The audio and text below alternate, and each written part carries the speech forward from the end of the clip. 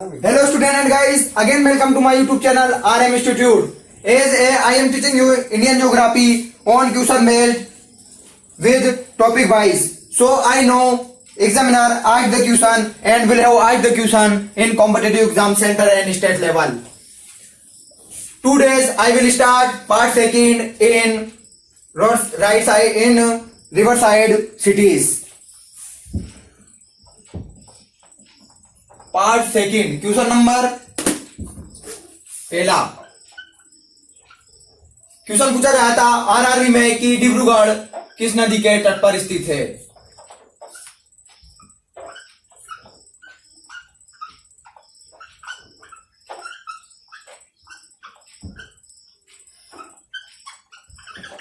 डिब्रूगढ़ किस नदी के तट पर स्थित है? डिब्रूगढ़ ब्रह्मपुत्र नदी के तट पर स्थित है। ब्रह्मपुत्र के बारे में मैं आपको विस्तृत जानकारी देता हूं। ब्रह्मपुत्र नदी का उद्गम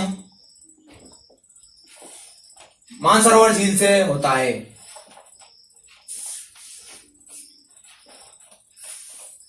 मानसरोवर झील से होता है। चेमा युंगडुंग हिमनद से होता है। स्टेनोग्राफर में एक क्वेश्चन पूछा गया था कि ब्रह्मपुत्र नदी का उद्गम किस हिमनद से होता है, तो चेमा युंगडुंग हिमनद से होता है। आरआरबी ने क्वेश्चन पूछा था कि ब्रह्मपुत्र नदी का उद्गम किस पर्वत श्रेणी से होता है, तो कैलाश पर्वत श्रेणी से ब्रह्मपुत्र नदी का उद्गम होता है। अब बात आती है कैलाश पर्वत श्रेणी की, तो कैलाश पर्वत श्रेणी के बारे में आपको विस्तृत जानकारी देता हूं। कैलाश पर्वत श्रेणी का अन्य नाम, मतलब कैलाश पर्वत श्रेणी को किस और नाम से जाना जाता है, तो कैलाश पर्वत श्रेणी को अष्टापद के नाम से भी जाना जाता है।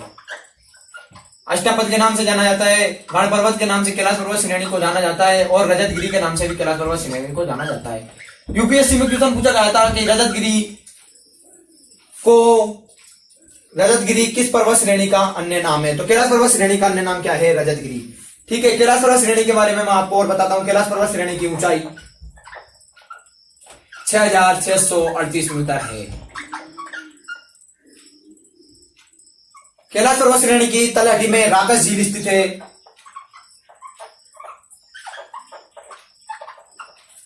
ब्रह्मपुत्र नदी के तट पर राकस झील स्थित है या ब्रह्मपुत्र नदी में राकस झील का जल मिलता है। आगे बताता हूं मैं आपको ब्रह्मपुत्र नदी के बारे में। ब्रह्मपुत्र नदी का अपुआ क्षेत्र। ब्रह्मपुत्र नदी का अपुआ क्षेत्र ये राज्य में अपवाहित होने के साथ साथ देशों में भी अपवाहित होती है। तो ब्रह्मपुत्र नदी का अपुआ क्षेत्र राज्य ये अरुणाचल प्रदेश,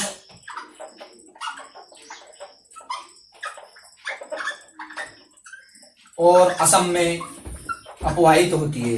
देश में मतलब कौन कौन से देश में अपवाहित होती है, तो ये चीन में, भारत में और बांग्लादेश में अपवाहित होती है। यूपीएससी में अधिकतर बहुत हार्ड क्वेश्चन पूछे जाते हैं। तो ब्रह्मपुत्र के बारे में पूछा गया था कि ब्रह्मपुत्र नदी भारत में कहां से प्रवेश करती है, तो ब्रह्मपुत्र नदी भारत में सादिया अरुणाचल प्रदेश से प्रवेश करती है। सादिया अरुणाचल प्रदेश से प्रवेश करती है भारत में।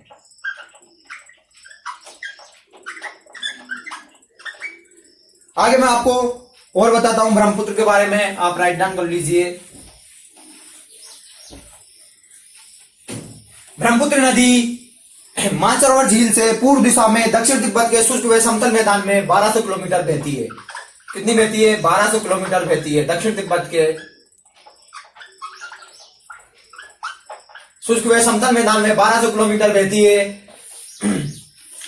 जहां इसे क्या कहा जाता है, तो जहां इसे सांगपो के नाम से जाना जाता है। अब मैं बताता हूं सांगपो का शाब्दिक अर्थ होता है शोधक। सांगपो का शाब्दिक अर्थ क्या होता है? शोधक, प्यूरीफायर। ब्रह्मपुत्र नदी पद्मा नदी के साथ मिलकर सुंदरबन डेल्टा का निर्माण करती है। किस डेल्टा का निर्माण करती है? सुंदरबन डेल्टा का निर्माण करती है। किस नदी के साथ मिलकर? पद्मा के साथ मिलकर सुंदरबन डेल्टा का निर्माण करती है। ब्रह्मपुत्र प्लस पद्मा सुंदरबन डेल्टा का निर्माण करती है। पद्मा को गंगा के नाम से भी जाना जाता है। पद्मा का अन्य नाम क्या है? गंगा। सुंदरबन डेल्टा, बात आती है सुंदरबन डेल्टा की, तो मैं आपको सुंदरबन डेल्टा के बारे में कुछ बताता हूं। सुंदरबन डेल्टा पश्चिम बंगाल राज्य में स्थित है। अब बात आती है पश्चिम बंगाल की, तो मैं पश्चिम बंगाल के बारे में आपको बताता हूं। पश्चिम बंगाल का पुनर्गठन 1 नवंबर 1956 को हुआ। पश्चिम बंगाल का पुनर्गठन कब हुआ? 1 नवंबर 1956 को पश्चिम बंगाल का पुनर्गठन हुआ। पश्चिम बंगाल की राजधानी है, तो पश्चिम बंगाल की राजधानी है कोलकाता। पश्चिम बंगाल की भाषा है, पश्चिम बंगाल की भाषा है बांग्ला। पश्चिम बंगाल में कुल जिलों की संख्या कितनी है? तो पश्चिम बंगाल में कुल जिलों की संख्या है 23। ये भारत के कुल क्षेत्रफल का कितने परसेंट भाग पर स्थित है? तो भारत के कुल क्षेत्रफल के 2.69% भाग पर स्थित है।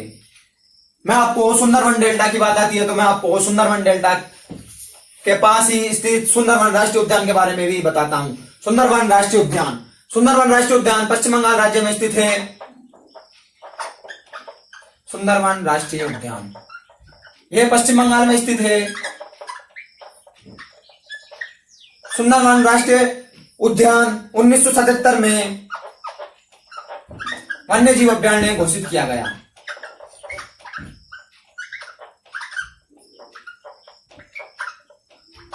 वन्य जीव अभ्यारण्य घोषित किया गया। और राष्ट्रीय मरु उद्यान 4 मई 1984 को घोषित किया गया। यह क्वेश्चन पूछा गया था पीसीएस में कि सुंदरवन राष्ट्रीय उद्यान को कब घोषित किया गया? तो 4 मई राष्ट्रीय मरु उद्यान, राष्ट्रीय मरु उद्यान घोषित, डेट पूछी गई थी। राष्ट्रीय मरु उद्यान घोषित किया गया 4 मई 1984 को। आगे मैं आपको बताता हूं कि ब्रह्मपुत्र नदी पर एक बांध बनाया गया है जिसका नाम है बोगीबील पुल। कौन सा पुल? बोगीबील पुल, बोगीबील पुल। देश का सबसे लंबा डेगर रोड रेल ब्रिज बोगीबील पुल। इसकी मांग चीनी आक्रमण के बाद हुई। चीनी आक्रमण भारत में 1962 में हुआ। चीनी आक्रमण भारत में कब हुआ? 1962 में। चीनी आक्रमण के बाद 1962 में बोगीबील पुल की मांग हुई। यह देश का सबसे बड़ा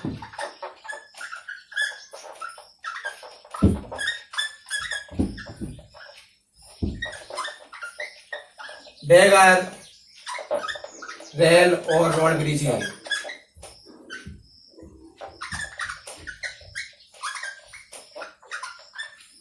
इसकी लंबाई 4.94 किलोमीटर है। लंबाई 4.94 किलोमीटर। बोगीबील पुल बनाने की स्वीकृति दी गई। तो बोगीबील परियोजना की स्वीकृति 1977, 1997-98 में बोगीबील पुल परियोजना की स्वीकृति दी गई। बोगीबील परियोजना की आधारशिला किसने रखी? तो बोगीबील परियोजना की आधारशिला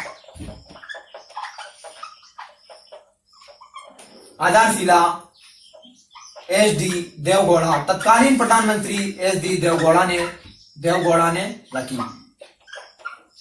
आधारशिला एच.डी. देवगौड़ा ने 22 जनवरी 1997 को रखी। आगे मैं आपको बताता हूं कि बोगीबील पुल बनाने का कार्य कब प्रारंभ हुआ। तो बोगीबील बनाने का कार्य प्रारंभ 21 अप्रैल 2002 को बोगीबील बनाने का कार्य प्रारंभ हुआ। तो 21 अप्रैल 2002 को अटल बिहारी वाजपेयी की सरकार के निर्देशन में यह कार्य प्रारंभ हुआ। आगे मैं बताता हूं आपको कि इसका उद्घाटन वर्तमान में किसके द्वारा किया गया है। बोगीबील पुल भारत का सबसे बड़ा डेकर रेल और रोड ब्रिज है। तो इसका उद्घाटन, बोगीबील पुल का उद्घाटन नरेंद्र मोदी जी के द्वारा किया गया।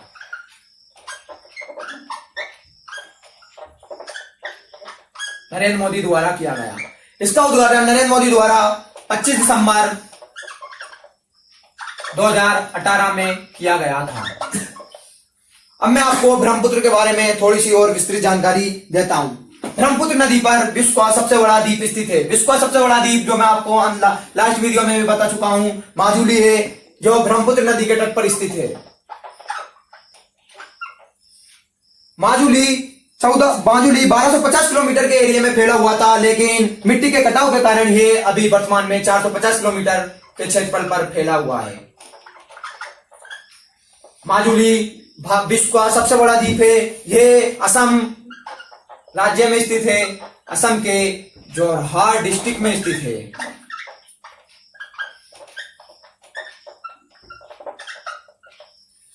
अब बात आती है असम की, तो मैं आपको असम के बारे में विस्तृत जानकारी देता हूं। असम का पुनर्गठन 26 जनवरी 1950 को हुआ। असम का पुनर्गठन कब हुआ? 26 जनवरी 1950 को असम का पुनर्गठन हुआ। असम राज्य की राजधानी है दिसपुर। असम राज्य की राजधानी क्या है? दिसपुर। असम राज्य की भाषा है असमिया। असम राज्य में कुल जिले कितने हैं? तो असम राज्य में कुल जिलों की संख्या है 33। ये भारत के कुल क्षेत्रफल का 2.38% भाग पर स्थित है। अब मैं आपको थोड़ी सी और जानकारी देता हूं।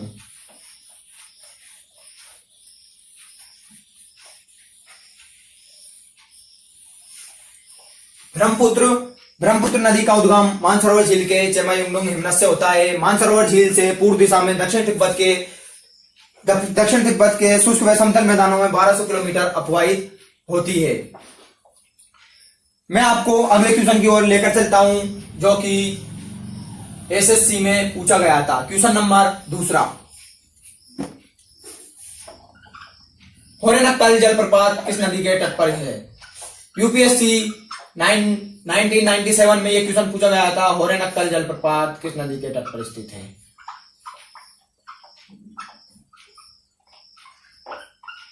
आरआरबी ने भी यह क्वेश्चन पूछा है, होरेनक्कल जलप्रपात किस नदी के तट पर स्थित है?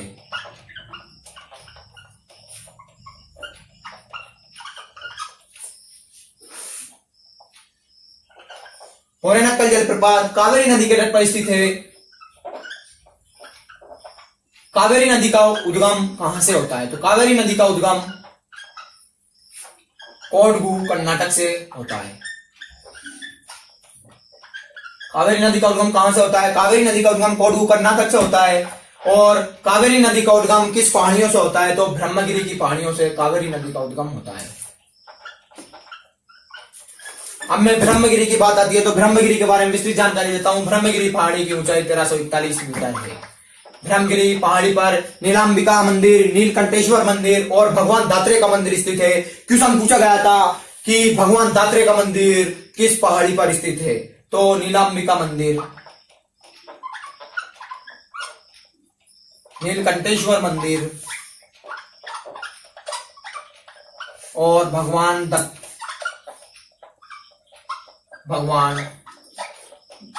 दत्तात्रेय का मंदिर। इंपोर्टेंट हाईलाइट क्वेश्चन, भगवान दत्तात्रेय का मंदिर किस पहाड़ी पर स्थित है? ब्रह्मगिरी पहाड़ियों पर स्थित है। ब्रह्मगिरी पहाड़ियों से गोदावरी नदी का उद्गम होता है। किस नदी का उद्गम होता है? गोदावरी नदी का उद्गम ब्रह्मगिरी पहाड़ियों से होता है। और ब्रह्मगिरी पहाड़ी में भी श्री अंबेकेश्वर पहाड़ी से गोदावरी नदी का उद्गम होता है।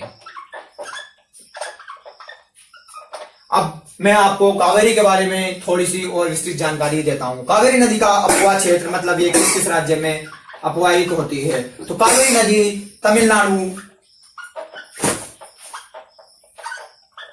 तमिलनाडु, कर्नाटक और केरल में अपवाहित होती है। मैं बताता हूं कि कावेरी नदी भारत के किस राज्य में सर्वाधिक अपवाहित होती है? तो तमिलनाडु में 56% अपवाहित होती है, कर्नाटक में 41% अपवाहित होती है और केरल में 4% अपवाहित होती है। अब बात आती है कि तमिलनाडु के ये द्रोणी डिस्ट्रिक्ट में सर्वाधिक अपवाहित होती है। तो किस डिस्ट्रिक्ट में अपवाहित होती है? द्रोणी डिस्ट्रिक्ट में। मैं आपको कावेरी नदी का अपवाहित क्षेत्र वर्ग किलोमीटर में बताता हूं। कावेरी नदी का अपवाहित क्षेत्र है वर्ग किलोमीटर में 81,155 वर्ग किलोमीटर क्षेत्र में अपवाहित होती है। आगे मैं आपको कावेरी नदी के बारे में थोड़ी सी और विस्तृत जानकारी देता हूं।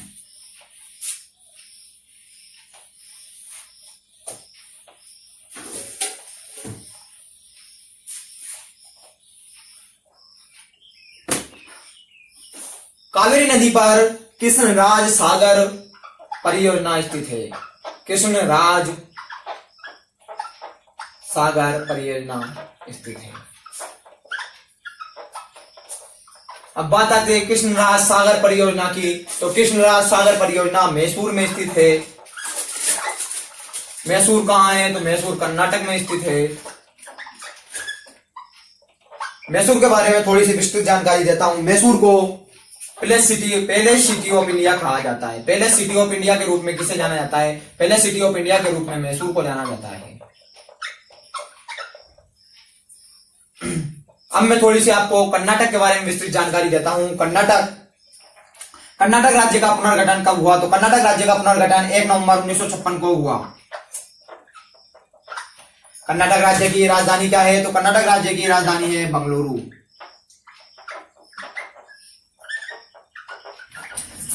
कर्नाटक राज्य की भाषा क्या है? तो कर्नाटक राज्य की भाषा है कन्नड़। कर्नाटक राज्य में कुल जिलों की संख्या कितनी है? कर्नाटक राज्य में कुल डिस्ट्रिक्टों की संख्या है 30। ये भारत के कुल क्षेत्रफल के कितने % भाग पर स्थित है? कुल क्षेत्रफल का 5.83% भाग पर स्थित है। अब बात आती है कर्नाटक की राजधानी बंगलुरु की। तो बंगलुरु के बारे में मैं आपको विस्तृत जानकारी देता हूं।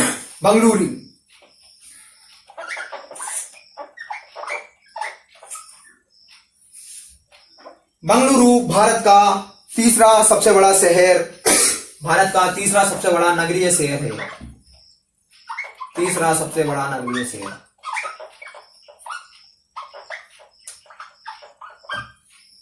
और 5वां महानगरीय क्षेत्र के रूप में भारत में बंगलुरु को जाना जाता है। ठीक है, मैं आपको कावेरी के बारे में थोड़ा सा और बताता हूं।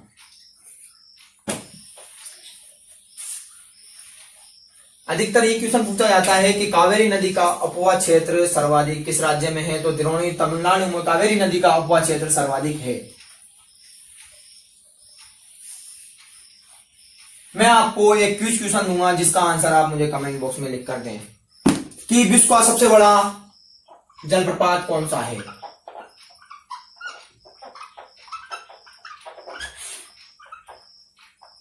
विश्व का सबसे बड़ा जलप्रपात